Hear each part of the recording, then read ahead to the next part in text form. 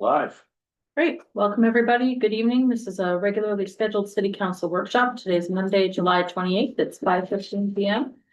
Around the table, we have Councillor Leonard, Councillor Trumbull, Councillor Beck, Councillor Naller, Councillor Hawes, Councillor Fish, Councillor Dean, Councillor Fournier, myself, Council Chair Pelletier. We're joined by Tracy Willett, who's Director of Parks and Rec, our City Manager, Carolyn Lear, and the Chair of the Special Parks and Rec Consolidated Facility Committee, Gretchen Schaefer. That's the first item on our agenda tonight. Let's go ahead and get started. Thank you. As Council Chair mentioned, we're joined by the Chair of our committee, Gretchen Schaefer, here tonight to go through the process of the special committee work. They produced a report which should have been included in your weekly agenda packet, and we thought tonight we would just kind of go through that report with you. The committee has been meeting since you all appointed the group back in March. Have been meeting bi-weekly through April, May, and June, with a final meeting in July, with the purpose of reviewing the feasibility study that was submitted and accepted about a year ago, and reviewing it and basing that review on some recommendations for you in this report. So I'm going to share this. And as we're doing that, Gretchen, if you had anything to add before we get started, putting you on the spot a little bit. I just think it's important that everyone knows and remembers that this committee was made up of a really wide cross-section of people from the community. I know that I've accessed Parks and Rec mostly as a parent of young children, but we had folks in there who were senior citizens. We had folks in there who use it for their for people who have developmental disabilities and use our resources for activities for those folks. We also had a representative from Husson. That was not me. I do work at Husson, but I was not there representing Husson, but we had a representative from our Husson. Our VP of Student Experience was part of the committee, so it really was a cross-section of all areas on the committee. So we'll just go down through the report again, just for a review with everyone, and then take questions, and city manager can certainly add information that we miss as we go through. So as we talked about, this committee was put together by council order, and the members of it approved by council. They started meeting right away in April, and continue to meet through June, with a final meeting in July. We also brought back the original consultants that were part of the feasibility study, and Barry Dunn, along with their architect partner CHA, to assist the committee as they went through their process and their work. The next page just talks about the timeline that we just went through with you all here tonight, ultimately landing here for the report presentation with you this evening. One note, parallel to that and specific to Soy Arena, we engaged an outside consultant to assess the refrigeration and floor at Soy Arena, and they produced some recommendations that we've started to work from, specifically the funding that council approved to repair the mat last fall. So the committee reviewed the 2024 feasibility study. Certainly the conditions at the Park and Rec Center as well as Soy Arena are part of the reason why we're here tonight. Both the Park and Rec Center and Soy Arena are at that point in life of each facility that's why we're here, and that's why the feasibility study was completed. And you can see some of the areas of both the Park and Rec Center as well as Soy Arena that are challenges for us now in both places. And the committee confirmed the original feasibility study recommendation that the current facilities are no longer adequate for long-term use.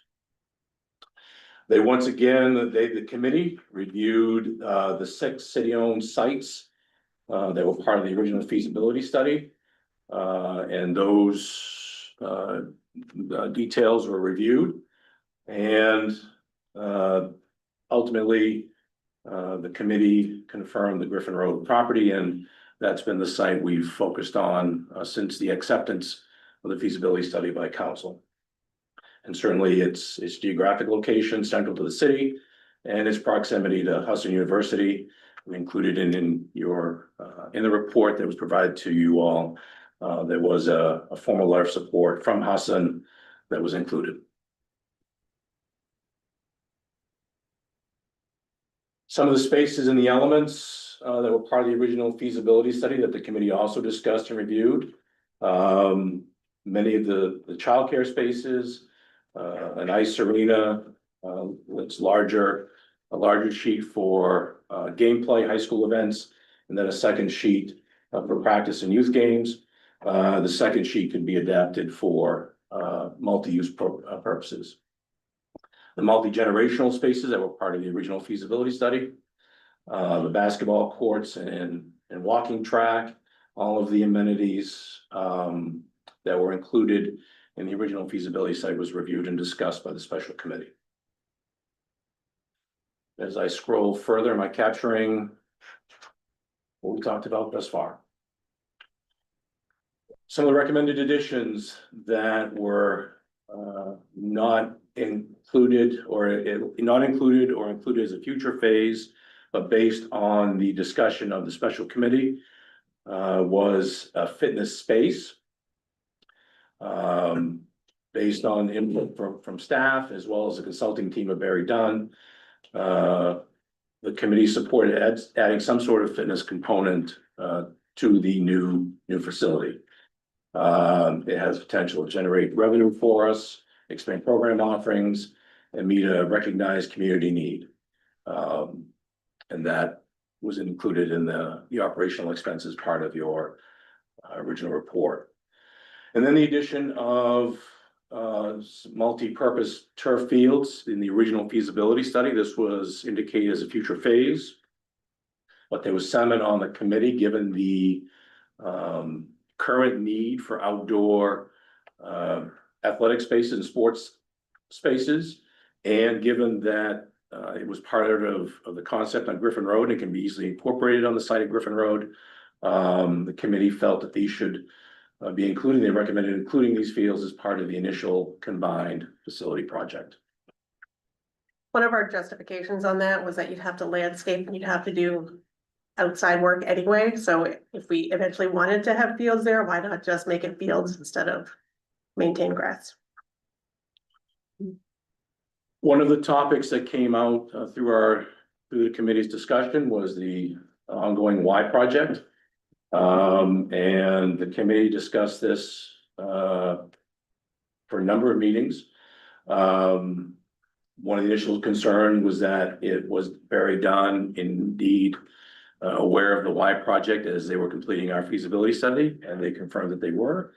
To ensure the continued coordination between Parks and Rec and the Y, and as we shared with the committee and would share with you folks, the rapport that we have, the ongoing relationship we have with the Y has been in place for a number of years. I was just talking about this morning with regard to lifeguards. Our assistant director, who's joined us here behind Deb Jandro and the Y, sharing information back and forth about lifeguarding all the time and programming as well. So that rapport has existed. It's been a great relationship we have with the Y, and will continue to be. And to that end, as their project goes forward, they shared their details and their plans with us, likewise with them. And it was a very productive and positive meeting with the Y. And we'll continue to do that through the course of their process and however this process continues from tonight. What was interesting in our discussion with the Y, much of the community feedback that they were receiving completely separate of us seemed to be similar. So there's certainly desire in the community for a variety of these types of facilities that the community and the citizens are waiting for. I'd also add that one of the things that questions that I get when talking about this is, but the Y is doing something. There's really very little overlap between the Y and this facility. The Y is going to sort of be the focus for aquatics, and this facility would not have aquatics, but it would have ice. And the overlap are things that childcare, which I have told everybody, the day that we don't need more childcare in town, you're welcome to come to my house for ice cream. We are always gonna need childcare, and this really isn't adding much childcare, but it's just relocating it. The gym areas will be a little bit of overlap, but there's a desperate need for gym space in the city. And the fitness rooms, and the fitness rooms are just gonna be, if your kid's a hockey player, maybe you drop your kid off at hockey practice and you use the gym there. If you have a kid on the Barracudas, you're dropping them at the Y and using the fitness center there. So while they are two big athletic facilities, there really isn't a lot of overlap. They're more complementary than competition. So the conclusion of the committee's work, confirmed the result of the feasibility study, the poor condition of our current facilities. The strong public support that was identified in the community survey that Barry Dunn did through their social pinpoint process and the public engagement meetings that we had. The consistent recommendation from all of our stakeholder groups, from multi-generational stakeholder groups that we have using our facilities and programs now. A better opportunity to meet the community's current and future needs. And the ability to expand and enhance the childcare services that we provide, and certainly you heard our committee chair indicate that to you. And then ultimately improving the program options that we have for all ages. And again, it's that multi-generational aspect of this new facility that would allow the Parks and Recreation Department to serve those needs. So ultimately, the report ended with inclusion of the multi-purpose turf fields initial project phase.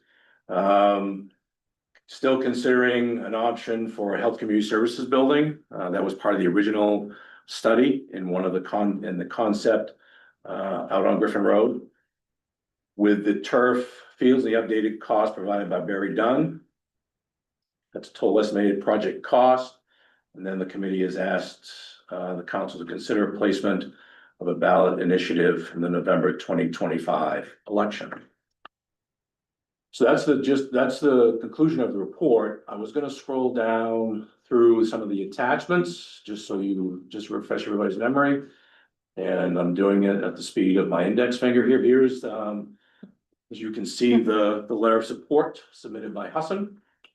One thing I want to point out too with this, while he's scrolling, the letter of support from Hassan, I think a lot of people think, oh, their teams can use it to work out. Absolutely. But it's also a great partnership for our education programs, our sports management programs, our PT/OT programs. Imagine having a screening clinic with our nursing students and public health in one of these multi-purpose spaces that is very accessible for students, not to mention, I know for a long time, and Debbie, you can correct me, that Hassan, you employ a lot of Hassan students through Parks and Rec. We work with Hassan for lifeguard certifications. Yeah. And a lot of the PT groups, they come and volunteer every year for just our organization through trail work and stuff. So we have a really good relationship. And so I highlight that just to say this is not just an athletics facility, this is a parks and recreation facility. And the other part of recreation is for all ages. And the current Armory building is not friendly if you're somebody who has accessibility needs. It is technically accessible,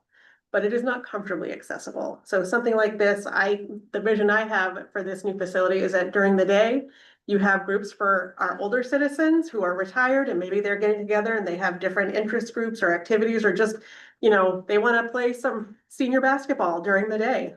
This is a facility that would be able to be used for that. So it's a big number, but also doing nothing isn't free.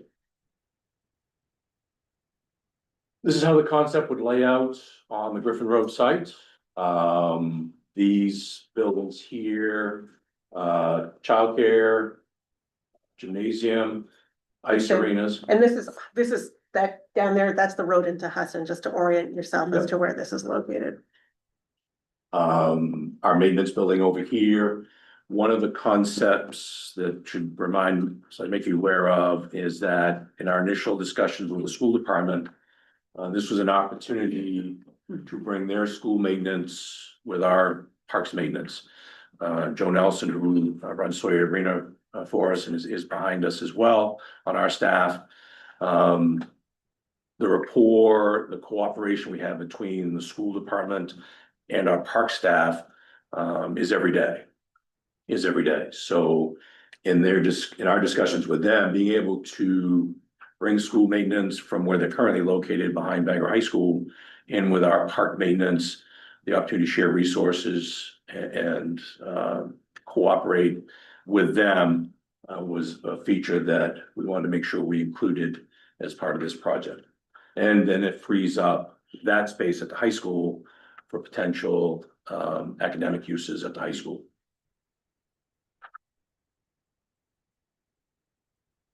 So again, as we just talked about, this is kind of the defining the spaces, childcare, gymnasium, ice, the multi-generational spaces along in here, and then the maintenance over here, and then the health and community services for a later date.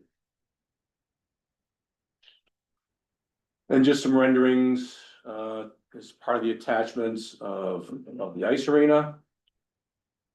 The gymnasium. And I'll leave you with this. The entire facility laid out with a rendering on Griffin Road. And again, as Chair Schaefer mentioned, the access road to Husson is over on this side. And the rest of the attachments went through what they call performers, or potential operating expenses, as well as a breakdown of what's all involved in the arrival at the total cost. Is there something I should have covered that we did not? I think it's just important to also know that the existing buildings are well beyond their useful life. Hockey is 10 years past its, is it 10 or more? The chiller. I'm sorry, if you're gonna Yeah. speak, you gotta come to the table so the folks on Zoom can see you. Yep, so come on up. Thank you. Joe Nelson, General Manager of Soy Arena. In part of, you can see in the study when the McLaughlin group, who was the experts that were part of the initial study, came and looked at it.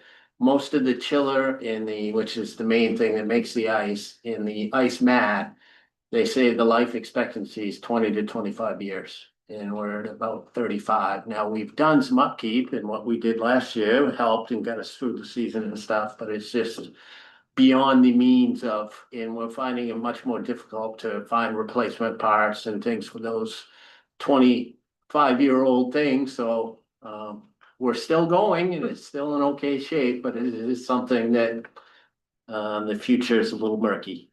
Thank you. Thank you. Questions from council? Councilor Beck. So the recommendation is a bond. Let's talk, I guess I'd like to hear a little more about that. One of the numbers that kept coming up during budget season is how much the average taxpayer is gonna have to pay. And so how much are we looking to bond out of this, if not all of it? And then what would a average taxpayer look to pay in debt service for this? Well, so I think a huge component of the answer to that question is when we will be taking out the money, right? Because we wouldn't take out the full amount in year one. It would be, paid for over the course of many years as the build is taking place. We haven't modeled out any assumptions on sort of each year, how much it will add. But I think our understanding is that we're probably around $1.40 in the last year, presuming we bond the full amount, which are huge assumptions, right? We don't know if we will bond the full amount or not. Just to follow up, will you be modeling this out? We'll be modeling this out. I think tonight purpose was to have this discussion. Sure. Ultimately, it would be, as the recommendation was, for us to be able to draft a question for you to look at. In the meantime, start to model this out. Candidly, the ask tonight is at least proceed with that language for you to consider. With the idea that we would further model the questions you've asked about the bonding. Counselor Trumbull? And just to follow up to that as well, so just this pro forma you did that shows a initial deficit of 1.7 down to 1.2 in the fifth Mhm. year. That's just operating, that Yeah, doesn't that's just include it. operating. And you have some assumptions in here for revenue. Is that, there's some additional revenue of what we currently get for revenue that's? It's additional revenue primarily, adding the fitness component Mhm. from the original So feasibility. what are the assumptions that were made for revenue? The assumptions were conservative and essentially to how it was about a 40% or so recovery rate on the year one. And so. Yeah, so if you, that would, could be helpful, with revenue.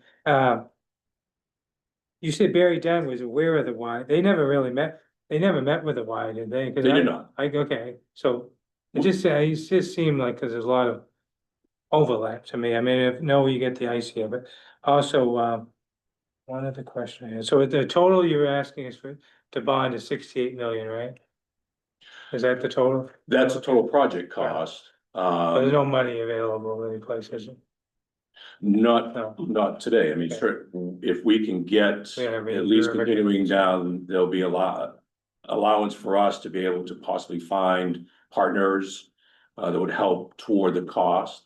The first step in this process is to develop a question for folks to vote on. In the meantime, we can continue to look at funding possibilities, either the yearly payment through sponsorship, naming, and that sort of thing. This is the next step in the process. Counselor Fish? It's my understanding that, with the, absorption of this facility to, sort of have this location to be our ice arena and our daycare now that we don't have enough capacity for, and we're kind of throwing good money after bad to keep the ice arena going. And the facility that now that we have at the old armory, from what I understand, the heating system is in great need of repair, and the roof, and each year we keep putting more money in those, but we could eventually sell that building, I assume, once we have this facility completed, if we move forward. And also, I think we have a huge demand from the research and questionnaires that were put out for more daycare, some type of fitness facility for even our elderly that may not be able to afford to go into a commercial fitness center. So I think, yeah, it's, 68 million is a staggering figure in a way. But I think when we look at what we have and the repair they're in, we have to do something. And it's an investment in our future, and not only our youth, but our seniors and the communities that have relied on our facilities to be able to bring in their ongoing games and recreation facilities. So I think it's a multifaceted, and a complex but exciting proposal. And then I also understand there'd be pickleball, an outside Mhm. track, an inside track. Yep. And Yep. these are all things that have been very much in high demand. Yes. I think one thing I want to add too is that when Cameron Stadium was renovated, now that it's been renovated, it's able to host regional track meets and so that's an event that could never happen in Bangor before. Is bring people in, they're staying in our hotels, they're eating in our restaurants, they're shopping in our stores. With a facility like this, if you have a hockey rink like that, hockey is still big in Maine, and if you can get a Pee Wee tournament up here, you got people staying in our hotels outside of concert season, staying in our hotels, eating at our restaurants, shopping at our stores. So there's a lot of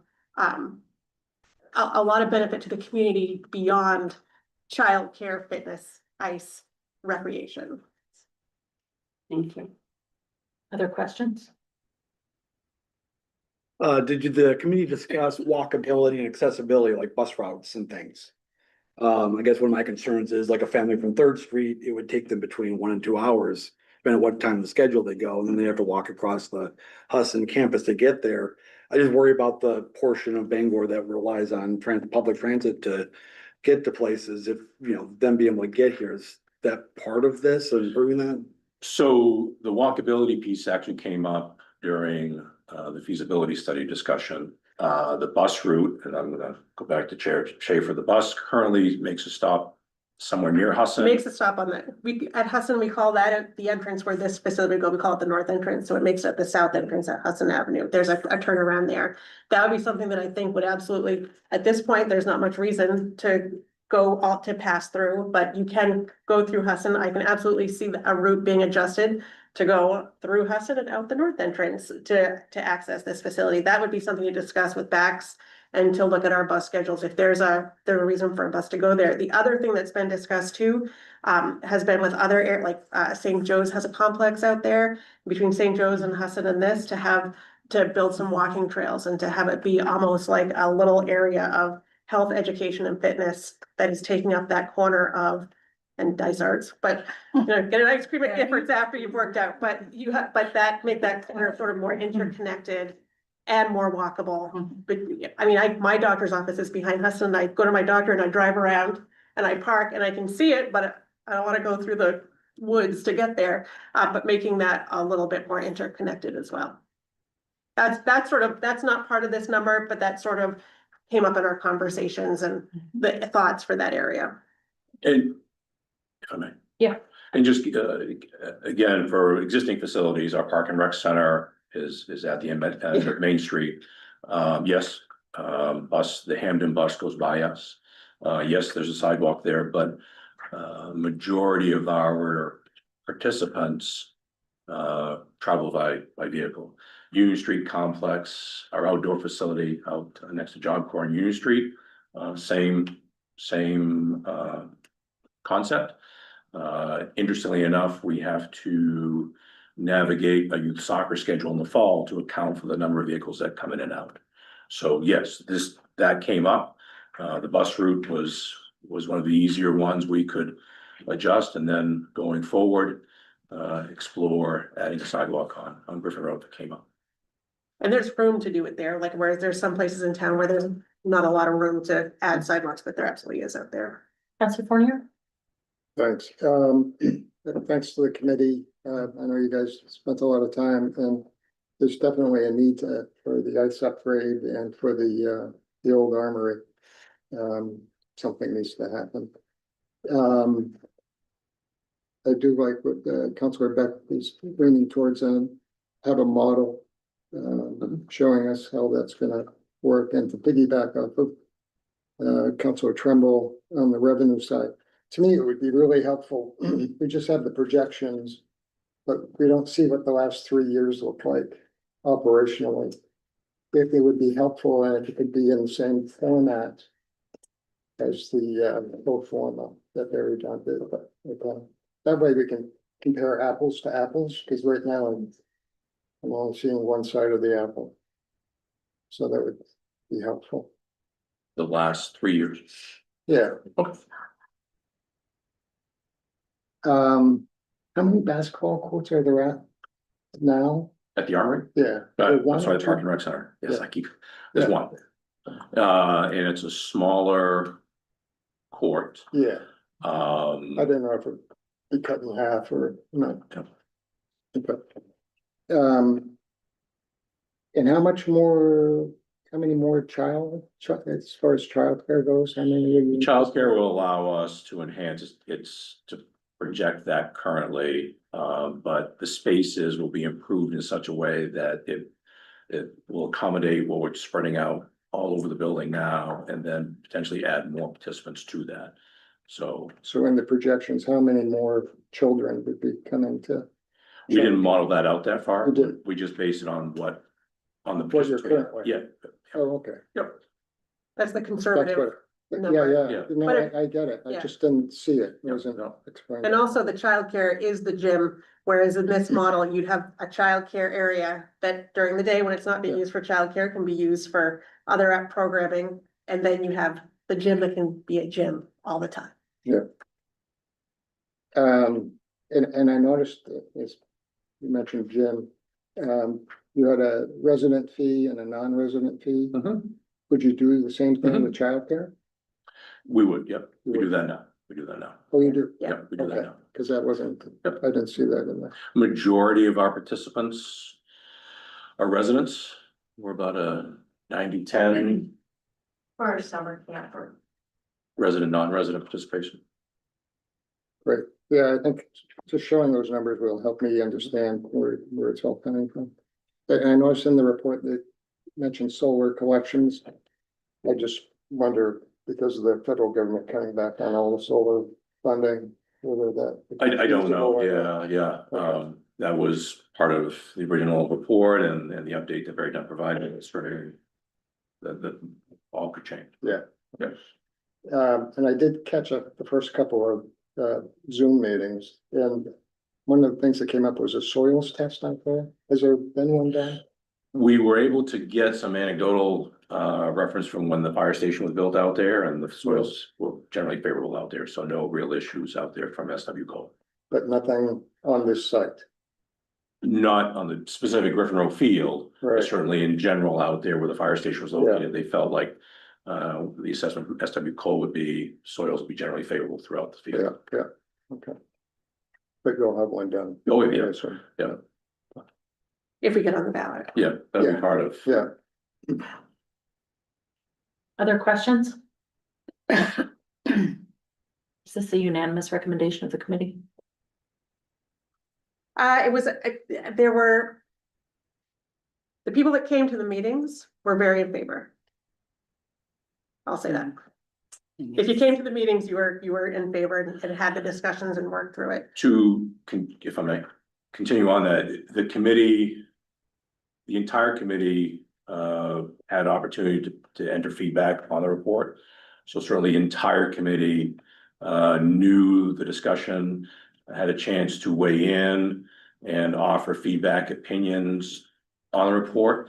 And Chair Schaefer's statement from those two functions, both the in-person meetings as well as any follow-up feedback, that's the recommendation the committee provided. And I'll say that the committee worked very well together. There was probably a wide variety of opinions on lots of other things in this city, but in this one, it was a group of people who really were committed to seeing how we could make this the best offering that we could put out to the city to improve what desperately needs improving. Councilor Bowman? one other question, 2 sheets versus 1. What's the cost differential? And maybe there isn't a whole bunch. So we didn't come down to a definitive amount because ultimately, if you're there building. To this point, we have gone with 2 sheets based on community feedback, the need that's out there. And the result of the feasibility study and the additional work from the special committee. You're gonna make the connections, they're gonna be there. We can try and develop that, but we've been asked that before and that come up during some of the other meetings and. If they're there making the connections and creating the space. Continue with 2 sheets. And the advantage of 2 sheets is that I will never play a hockey game in my life. I will never play hockey, but maybe I'd want to go ice skating. Maybe I'd want to do something else. So the advantage of that is that you're not creating a hockey facility. You have ice sheets for figure skating, open skate, things like that, which are hard to fit into the programming now. Yeah, no, I get that. Yeah. I'm just looking at a cost perspective. You're the banker, I know. Would be helpful. Any questions or comments from the council? I just have them. So you're really looking for, support to be on the ballot Yes. for an initiative in November, correct? Yes. A project this size? I think you're wise. Yeah. To really put it out there. And you get a much better and more honest percentage of where your people's support is if you do the ballot as opposed to surveys. People tend to be very honest in the ballot. That's why we did it with Cross Center. Yeah. It has to go to the ballot. Yeah. Yeah. I think that they, So, but also, and it's one of those things that, you know, when I was on council, there were certainly things I voted to put on the ballot that when I was in the ballot box, I did not support.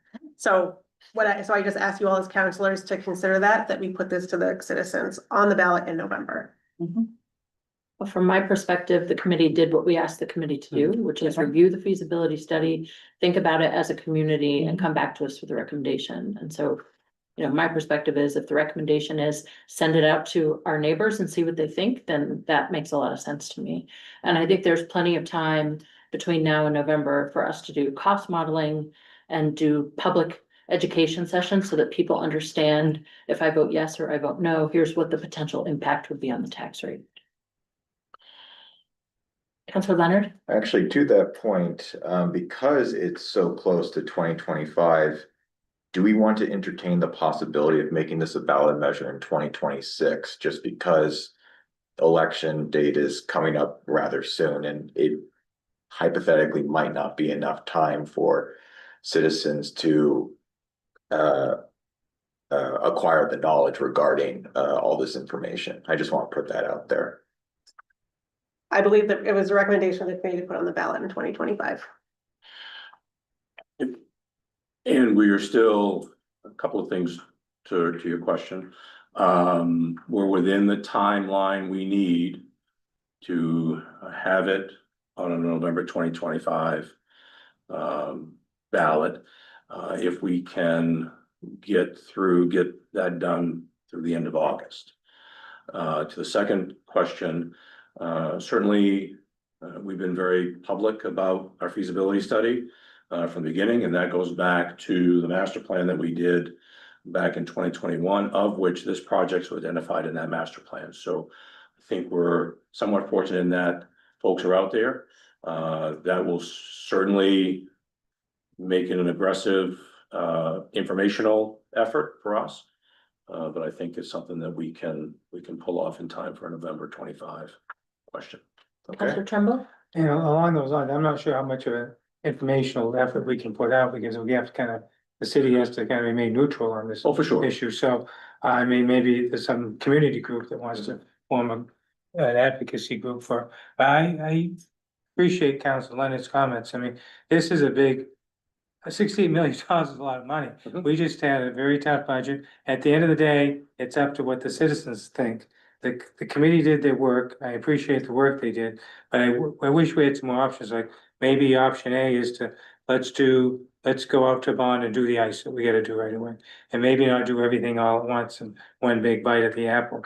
I just think, it's a lot of money that they're gonna have to pay. And when we did the Crossland 11 years ago, we had a revenue stream for that. There's no revenue stream to pay for this. If there is a revenue stream, it's called the taxpayers of Bangor. And I think that's an awful big burden to place on the taxpayers. I mean, at the end of the day, they're the ones that have to vote for it. But I'd like to see us look at maybe a small amount, start with the ice, and then, you know, build into the phase into it.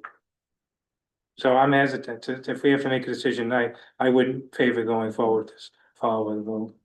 I'd like to look at other options. Other comments? Councilor Fournier? I'd like to see all the requests that we asked of, before we go further. To Councilor Trumbull's point, I think we just need more information, and I don't mean to do an analysis paralysis type thing, but I think these are basic kind of questions that we should have answers to before we go that direction. And to Councilor Fish's point, what are we gonna do with the old armory? We're gonna sell it. I mean, that's gonna reduce some of what we gonna buy, so it needs to go up on the block. And we can't, we couldn't come to you with that, but certainly once that becomes available, that is an option. And maybe restrictions on how we can sell it, how we receive the armory too. Right. So we got a couple of questions. I think we'll find, we can go back to Barry Dunn and get the estimate for the separating it out, much like the 1G versus 2. Once they're there, you've got a project all at once. There's saving, although it is a big number to begin with, the savings of doing it all at once versus phasing it over time just adds to that cost. So hence why we arrived at one combined facility to present to to you, as well as what came out of the committee work. And that discussion came up initially in some of the meetings we had. And we're lucky enough to have expertise on the committee that affirmed that. But, so there is gonna be an additional cost to phasing in pieces of the facility. The current conditions, as you've heard, we're at where we're at. The Park and Rec Center down on Main Street. What's interesting right now, yes, council approved us replacing the boiler.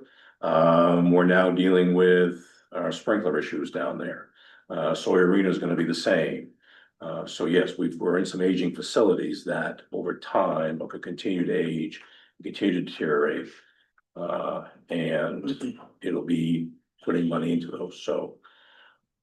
Go ahead, I'm sorry. No, Sure, have something to add? I was gonna just sort of mirror what Tracy said about the aged facilities as it relates to waiting a year and also the piecemeal approach. And I think what's challenging about that situation is the amount of money that we're going to have to pay to maintain those facilities in the interim during the build is unknowable. So it's almost unfair to sort of ask that question, but I think it's something that has to be really considered. I was pretty taken aback when I started touring the Parks and Rec facilities a couple of weeks ago with just how old they are and how much they need. And inevitably, over the course of the build, we're going to have to continue to put money into those facilities. Were we to do a piecemeal approach, we would be prolonging the life of some of those facilities in a way that could turn out to be quite expensive. Councilor Forney? as I said before, the ice needs to happen and the armory needs to go. And I'll go back to Councilor Trumbull. To me, I thought this was going to be done in phases. We're going from one basketball court to 3 basketball courts. You know, do we need 3? I don't know. Keep in mind that we're trying to meet the demand we have with programs in using school facilities year round. So that's a direct, just to keep in mind when we talk about 1 court to 3, it's actually 1 court at the Park and Rec Center, but we need to utilize every school in the city to accommodate the need we have now for programs. And that's year round. We do our youth basketball program in most of the city schools. We have using schools in the summertime. So yes, on the one hand, we have the 1 court at the Park and Rec Center, but we are utilizing courts all over the city. We just were able to work out an agreement using Eastern Maine Community College this past winter. So yes, on the one hand, it is going from 1 court to 3, but it's actually, if you count every school in the city, going to 3. Councilor Trumbull? I just want to clarify, I think by my comments, it might sound like I'm against this project. I think it's a great project. My real fear, not just the cost of the 68 million, but whether it can pass. It is up to the people to vote, but I've got a pretty good sense of the pulse of the community. I think you're gonna be hard pressed to get that past the $68 million bond for Parks and Rec facility. I think as people say, oh, let's start with the ice for this amount and then do this, I think it's gonna be a little easier. I think a $68 million project that's gonna be paid for by the property taxes is gonna be very difficult to pass. Councilor Forney? And that's where I was kind of headed, looking at 1 sheet instead of 2, and cutting back on a little bit on the courts. And there's a treadmill or something. Walking track. Walking track. You know. Okay. I mean, Are we, getting the golden goose, or do we settle for? I mean, the walking track, I can't, what the percentage of what this product would be is. And I don't know, yeah. I But it might go be back easier to sell. visiting a facility like this where my sister lives. And I went there with her as her guest, and we did the walking track. As we're doing the walking track, there's a 3-on-3 game of retired ladies basketball who are playing, and it's the same setup, the 3 courts, and the walking track goes around. And this facility had a pool, but it had a nice little sunny weight room. It's always packed with their programming for seniors. So, when some of those things are just I don't know if that's where the savings is gonna come. I don't know either. Just be helpful to see the numbers. So it sounds like, council would like a bit more information on whether it's possible to phase the project. Can we bring that back in a couple of weeks at the next council Come back to- workshop? Yeah, we come back to a workshop. Is there, I'll be bold and ask, is there a sense that we can start to also work on a draft? To consider at the same time, or for a question, or wait until that point?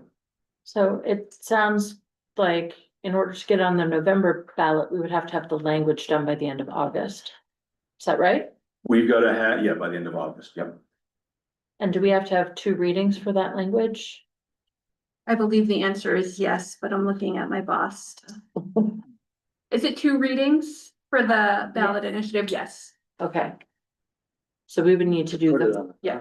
Yep. First reading in 2 weeks, and then the second reading at the 25th, That's exactly right. in order for that to be. Okay, Councilor Leonard? I mean, I'm absolutely fine drafting it, and then we can always amend it afterwards if say we have if we prefer to go forward with incremental pieces. But I mean, I think it just makes sense to start the drafting process now in case well, just that we can lay all of our eggs in one basket. Is there objection to drafting language for review in 2 weeks? Councilor Beck? Yeah, I'd like to see the model. I mean, I wanna know what I'm asking the people of Bangor, how much is it gonna cost them? I mean, $68 million collectively means $2,000 for every man, woman, and child outright, but what's the tax bill gonna be? It would make me feel better about putting it on the ballot if I can look a taxpayer in the eye and say, yes, it's gonna cost you $112 more a year, or whatever it is. So. And we can provide that modeling as part of the workshop discussion in a couple of weeks. And have a draft parallel to that and to Council Leonard's. If there's some amending or whatever changes we need to make at that time. Is there a motion? So moved. Second? There's something to add before we vote? Yes. Okay, Just to correct the procedure, it's technically an order, however, it requires a public hearing first. So similar to a resolve, it would occur over 2 meetings. So you'd have the public hearing, the first council meeting, and then the second one, you vote on the order to place it on the ballot. thank you. Yeah. There's a motion and a second. Since doubt is expressed, we need to do a roll call vote. Councilor Leonard? Yes. Councilor Trumbull? Yes. Councilor Beck? No. Councilor Mallor? No. Councilor Hawes? Yes. Councilor Fish? Yes. Councilor Dean? Yes. Councilor Fornia? No. I'm a yes. Thank you. Thank you all. very much, and thank you to the committee for your hard work. Okay, we're gonna move on to item number 2, and just a note on time, we do need to be done with our meeting by 6:45, so this room can be turned over for the council meeting that starts at 7. Opioid Settlement Funds Advisory Committee recommendation.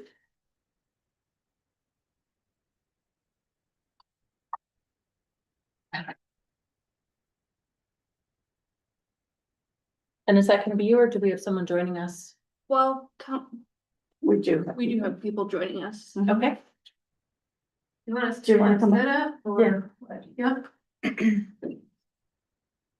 Yes, if you're gonna speak, we need you at the table. Thank you. So you just will one up. He's got me name for one and See Scott. Scott over there.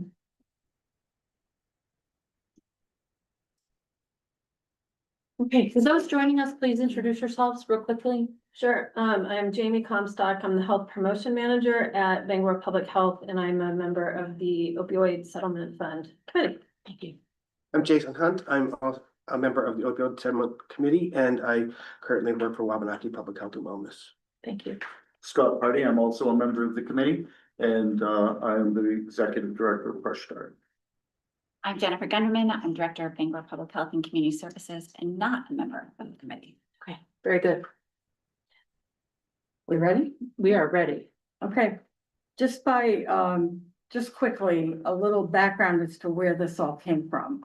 This is not, being presented from one or two people. This came out of our first meeting where they wanted to find the most critical points that they felt needed to be worked on right now. Something that we could help with now and not necessarily later on. So actually, they went away and they they had an assignment to come back with projects, and they did that, and it was narrowed down. We have some short-term, medium-term, and long-term that we're looking at. This happened to be the one they voted on to make for the first recommendation of funding.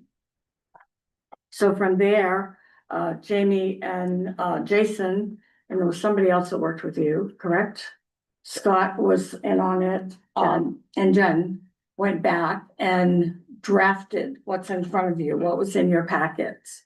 So this is where the figures came from. That wasn't like me pulling it out of the air. They actually did the work. They had those figures there. So with that, if, Jason, do you want to talk about? Sure, Do you need yeah, this? thank you for hearing us tonight, thank you. Again, the committee has met 3 times, prioritizing something that we could do right away, understanding that these funds are important to get out to the community. And that there will be some other phases coming down the road as the committee continues to meet. This is just phase 1, and we felt like it was important to get it in front of you as soon as possible. As you all know, there's currently an HIV outbreak here in the Bangor area, specifically among people who have been unhoused and who are also have a comorbidity of substance use and HCV or hepatitis C. Through lots of work over the last year, there have been many providers in the greater Bangor area who have come together as a collaborative to work on reducing the risk of any more transmission, and then making sure that the people who are currently infected and part of this outbreak are receiving services. The issue is that we have not had a coordinated, comprehensive case management model that meets our needs. Current models of case management are not intensive enough and do not sort of take into account all of the barriers and factors that the people in this outbreak are currently facing, such as being removed from the encampment. Now we don't know where they are. So we have to spend a lot of time and energy across multiple agencies searching for people, going to them, helping them to get their medication, and then coming back into services. So together, we realized that we had to do something, and the recommendation sort of from the bigger collaborative in the city was sort of like, if we only had intensive case management, if we had a couple case managers who could help with this for a period of time, really get people connected to care. Once a person is virally suppressed, they are no longer able to transmit. And once somebody starts their meds, it can be up to 3 months before a person is virally suppressed. Those are pretty good terms, short-term impact, short-term approach. And so we came up with a proposal and voted on it at our last meeting to have the city hire 2 intensive case management staff for a 2-year period. After that 2-year period, options could happen where other funding sources could come in, such as reimbursements, or if there was another population that needed intensive case management, they could then transition that model to maybe a different population or a different organization, a different city entity. The recommendation includes the resources as well as the staff to actually provide this intensive case management based on current city salaries. So Jen worked with her team to ensure that we were presenting salary ranges and actual expenses based on previous expenses that the city has incurred. 2 proposals. There was a basic budget and an intermediate budget. The difference really is a transportation portion of the budget. The transportation portion of the budget will allow us to go and interact with the individuals who may not be housed to actually take people from wherever they are living to a treatment facility, to a doctor, to a counselor, to the services that they need, and then get them connected. This is, again, a time-limited thing that there will be benchmarks set so that when a person reaches a treatment goal, whatever that is set between the case management, I'm not a clinician, so I can't prescribe that, and we don't want that. We want the clinician to do that with the person. Once those goals are met, they would be transitioned out of this intensive case management into a more traditional or more a less intensive case management that is often reimbursable. It's through insurance, those kind of things. So the goal is to get people connected and out of this service. The first budget was at 510,200, and the second budget was at $550,200. And so the committee voted to go on to go for the full budget because it included transportation. Councilor Fournier? And the committee voted unanimously? Minus one, there was one person not at the meeting. Not at the meeting, but it was unanimous. Unanimous. Councilor Trumbo? Not about this specific, but it would be helpful for me as we discuss these funds, if we had a cash flow of what's in the fund now, and how it's gonna come in over the next 20 years or so.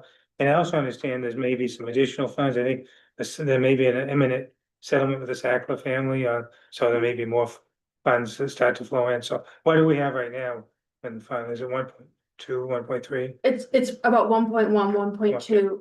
And I believe we spent about $100,000 on needle For the clean needle out. A little bit under between the HEAL contract and the. Mhm. And then in total, over the course of, I think it's through 2038, 3.4 million approximately total will be received under this settlement. But you're exactly right. Just in the month that I've been here, I've seen email traffic from attorneys over 2 additional settlements. Who knows what Right. additional money might come from those? Hard to rely on them, but there are more settlements happening. And my comment is, I think this is great. This committee hasn't been around that long, so this is very quick work. I mean, it does, 550,000 sounds like, it is a lot of money, sounds like a lot. It is a lot, but we've got a lot of money and we need to put it to use. And this is what we asked the committee to do. This, to me, it seems a perfect use. It can be tied, I think, directly to the opiate crisis. I mean, it's from needles. If there's 26 cases, I think 23 of the individuals are unhoused and using, drug users. There's a great story in yesterday's Portland paper, so everybody should read the Portland Sunday Telegram this week, so. So it's almost, 98% of people are drug users and unhoused simultaneously. So, and I think it doesn't make sense to do this to me without doing the transportation component, so I'm fully in support of doing it for the full amount. Is that a motion? Okay, if you need a motion, I would make a second. We have a motion and a second, but I want to allow for additional questions and discussion before. Councilor Beck? Yeah, I had a whole list I had sent earlier, but I guess the biggest one in my mind is an issue of trust. We talked about that they're displaced from the camp, but we did that. We're the ones, and I guess I have a concern that that's a huge hill to climb to rebuild that trust. I mean, on the one hand, the city kicked them out, on the other hand, now it's like, hey, come on back, we'll help you with your healthcare. How is the city gonna build that trust back with the folks that were displaced? Am I okay to answer that? Do I have permission? Go ahead. Okay. Thank you. You're right. Trust is not always consistent, and we fully recognize that. And the encampment closure was really hard for many people. What I can say is that we have worked really hard at the Public Health Department in collaboration with our partners who are on the ground. And I will tell you, I have visited some of these cases in the hospital. I have been on the ground filling out paperwork, following up with people to get their food cards. I think that trust is continuously being built every single day. And it's not just by me, it's by the full collaborative and backing each other up and saying, this person's going to come in and they're going to do this piece and you can trust them, because that's how we work on the ground. And I would also say that our department does so many direct service things. You know, we've got AWA who are housing people and making sure they're linked to case management. Someone's visiting them every day. So I appreciate your question, because I appreciate the opportunity to tell you like of the on the ground compassionate work that we're doing every day, because that trust is everything. I also would just like to add that I think this is a community request, and the community will be participating. The case managers are gonna come from a pool of people who are already engaged and working within this community. And so I think that that's going to be really important, and I think it being seen as a community response, that the whole community is working together and not just the city, that there are other people involved in this decision. This committee was involved, and there were representation from all walks of life in this committee, and making sure that that is front and forward for this effort, I think is gonna make a big difference. Other questions, Counselor Fish? I think, when the encampment was closed and the reports that we were getting consistently, if anything good came out of it, yes, there was this, displacement of those that called that home, and they had certain securities there, but I think also, there was a unification of the different, outreach, different facilities and the collaboration never seen before. So this might be perfect timing to continue that momentum where that collaboration and that those relationships have been established, to even see how we can learn from the positives from that and how we can build on that. So, and I'm assuming that for the caseworkers, that's proposed here, that would probably be one of their key things to keep that momentum and those relationships going, so that it can be a full service outreach, to reach these individuals.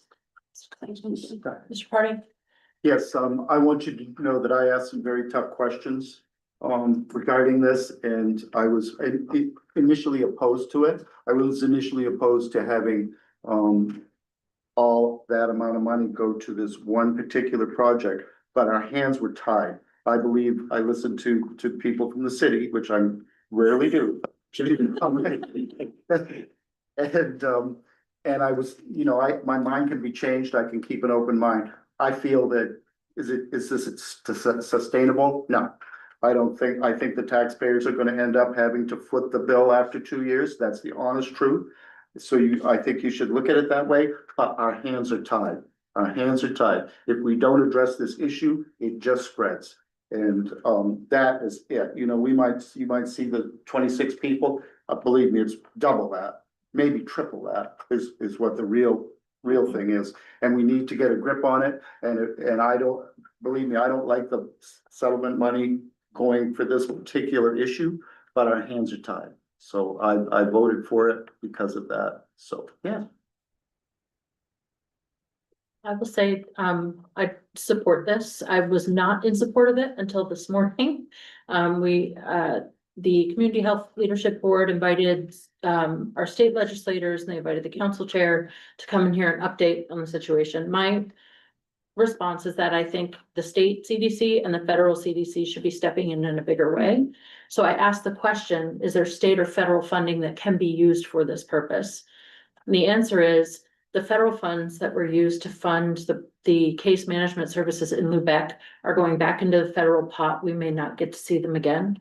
And if the state wants to step up and add resources, that has to go through the legislative process. So we're looking at least a year, maybe 2, before we see any movement there.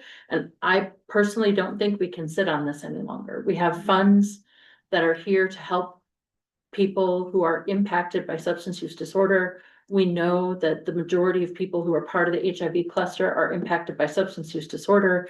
And with a near unanimous recommendation from the committee, I think it makes sense for us to take action. Counselor Beck? Yeah, I won't go over the rest of the questions now. These are just things to think about. I'm certainly, but I'm with Scott. I mean, the hands are tied. This has got to get done. These are just things to think about as we're doing this regarding the 2 years from now, the feasibility of it. I guess I'd like to take a little more optimistic role. If there's something we can do, I just want to make sure that we're ahead of the game, not wait until 2 years from now and then thinking about, how do we come up with it? We should come up with a plan now. Because the question I have is if 2 years from now, we can find reimbursements and those kind of things, why can't we put the mechanisms in place today and offset some of this? So there is that. The other thing is about community partnerships. I did a lot of volunteering at Camp Hope through my wife's former nonprofit she worked for and talked to a lot of folks. And one group I did see out there every time is Needle Point Sanctuary. And they seem to have a really good relationship with the folks that were displaced, especially the third of the by name list that we can't find. I would definitely make sure we're making them a partner in this and putting those relationships to work. I mean, from all accounts in my conversation, they definitely want to work with the city.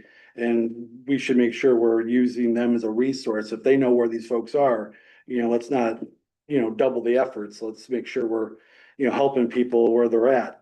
But I would like at some point to, just to hear some more thoughts on the rest of the questions I'd asked. Just so we're thinking about these issues, but I agree that, our hands are tied and we need to take some action and this is what we have. Counselor House? The committee has talked about, additional workshops with the council as we proceed with our work. I don't know exactly what increments, but we will be back. We're gonna be having people come in and talk to us and help us make some decisions, so we'll time it out, so we'll come back to some more workshop settings and can discuss other issues as well. To your sort of concern about the community involvement, it's unanimous among the committee at this point. We haven't taken a vote, but it is a priority for everybody around that table to ensure that the community organizations already doing this work benefit from these funds as well. That's why we have approached this in a phased where we can take the time to actually look at those organizations that are doing the work, assess who needs some help, who needs, a little bit more, in this area, who might need a startup kind of kit, kind of thing. And we will be working as a team over the next couple weeks, the next couple months until our term is on, to ensure that the community has access to these resources as well. This was just the first phase and the first piece of the pie. So, Counselor Trumbull? Yeah, not on this particular item tonight, but I think as the committee moves forward with its work, it might be useful to look at the model we did with the ARPA funds, maybe have a joint committee with the meeting with the county. The county has a substantial amount of opiate money as well. They've formed a committee, so there might be some synergies where we can work together, hopefully on those. I can't speak for the county, but I want to. You'll be happy to know the committee's all ahead of you. Right. They've all talked about that already, so we are looking at doing a joint meeting at some point. Counselor Beck, did you have something else? Just a quick follow-up, just to say, hey, thanks. Because here it is, 3 meetings in, and it's not even August yet, and we got our first thing in front of us. And we wanted, expediency, and we got it, and I appreciate all of you. Thank you. We have a motion, we have a second. Just to confirm, the motion was for the intermediate budget that includes transportation, and that's what you seconded. Is there any doubt? Do we need a roll call? Seeing no doubt, we'll be on the next council agenda. So, thank you. City manager updates. Oh, right. Almost forgot that was on the agenda. I have really brief updates today, which will be nice.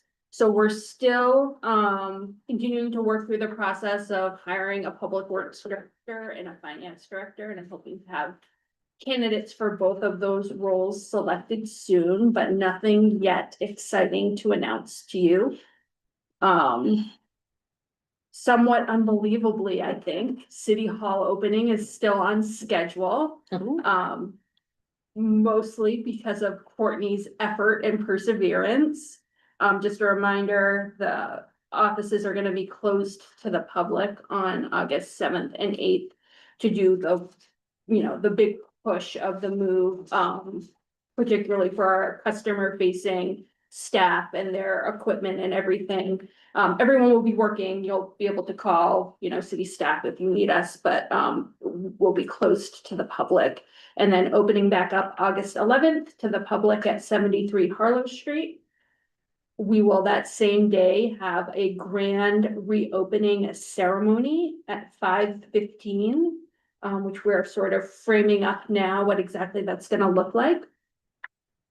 And then we may still have to have a short work session before council meeting that day, but we'll try to keep it short to make sure that there's still time for everyone's human needs for rest in between the ceremony, the work session, and council. And then really the last thing on my list to update you on is sort of looking out a month or two. The folks from American Cruise Line are hoping to schedule some time for council to come and take a tour of their ships at one of the times when they happen to be here. So as you can imagine, the timing is a little tenuous if you're trying to match up council meetings with when they're here. But we're working on scheduling that in the next month or two.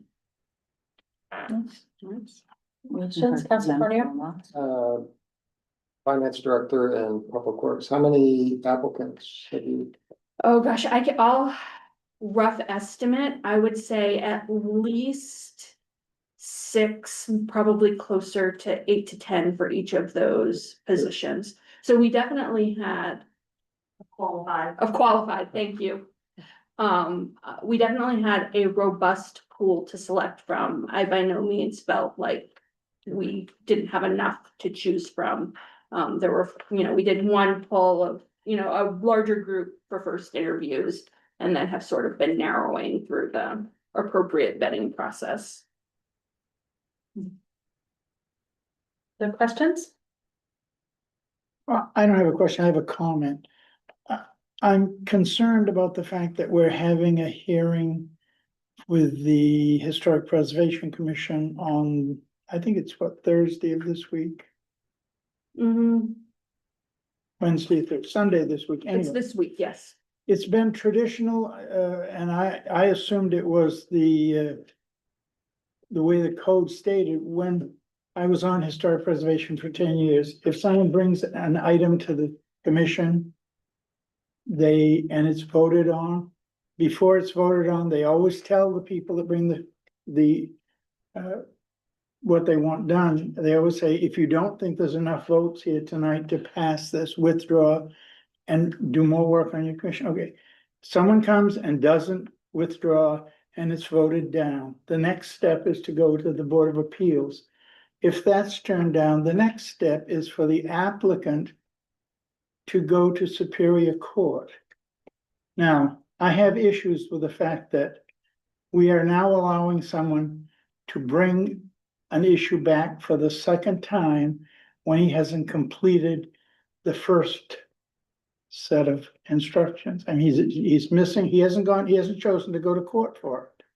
So why are we changing all of a sudden? If we have a procedure, in my opinion, we continue to follow it until we change the procedure. I understand we have a legal opinion but as I reminded our solicitor, it's an opinion and we all have opinions and might necessarily be what is required of the code. Councilor Trumbull? Just, I don't think it's under our purview to do this. I think if they don't like it, it's a legal process. If somebody doesn't like that, they can take it again. They should take that to court. We don't have a role in that. I don't believe we have a role in that. I don't As think I understand, council has a plus, role as I in understand this case, and I think maybe the circumstances, there's maybe new evidence that didn't exist when and I don't want to get into the case. Yeah, But I we don't don't think have we because should one, we discuss don't it have any, here. we don't have a role in this. No. So we have a rule we have a rule in following the code, our procedures. Our procedure is that he should be taking it to Superior Court. We don't take it to court. He's the one Somebody can that's the sue the complaint. city if they want to. I don't think we should get into this in this particular conversation. We can certainly check in with the city solicitor when he returns from vacation.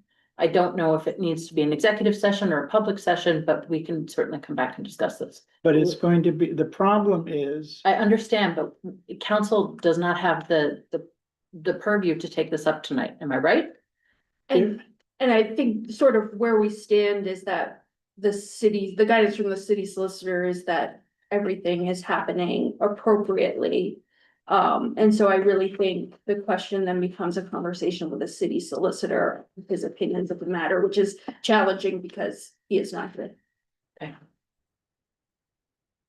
Councilor Beck? Just a follow-up, I believe we're supposed to have a review of the ordinance regarding material, whether it's, aesthetic congruity versus the actual materials. Where are we on having a council review of that ordinance? Yeah, so I think it really sits with business and economic development at the moment to sort of come together with some proposals and ideas on what needs to happen for you. And I know that is a priority for us to sort of expedite that happening. Thank you. Okay, we're adjourned. Thank you. Thank you. Yeah. I think what they're saying is like that's.